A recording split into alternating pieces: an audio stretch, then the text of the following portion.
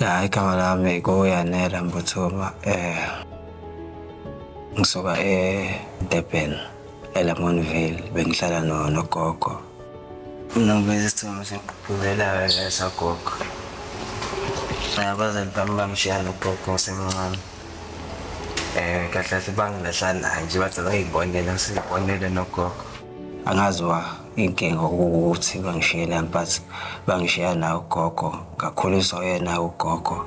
Ukuhlala kwami nogogo, ugogo ubengitshela ngabazali esho ukuthi yimi umzali wakho namhlanje, yimi engizokwenzela yonke into. Njengoba ukhula nje uzokhula yimi uma wakho, yena ubaba wakho, kodwa bakhona bona abazali.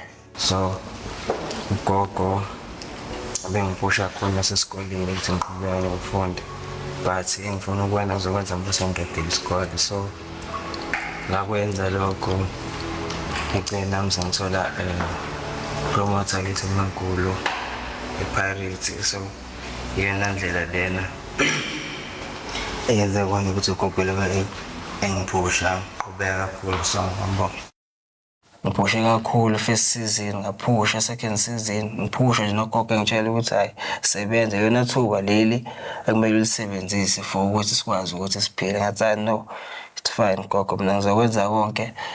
And ugogo ngamyekisa yonke into ebephanda ngayo, ngamyekisa ngathi hayi gogo, njengamanje uba sengiyasebenza, usungayeka ukuthi wenze zonke lezi zinto lezi, yabo.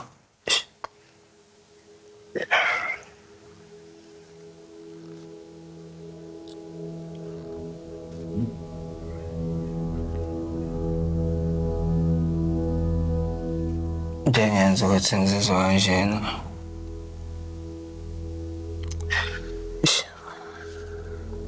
Ukusokola ekhaya kakhulu, yabo. Mina bengihlala nogogo impela, bebengekho bhuti, besemakhaya vele abazali bami. So wami nogogo sokole kakhulu njengoba sengithola amathuba mangaka ukuthi ngadlala i-team enkulu nje, ngijabule kakhulu because nami sengizokhona ukuthi ngikwazi ukuthi ugogo abone nawe ukuthi abe proud, yabo.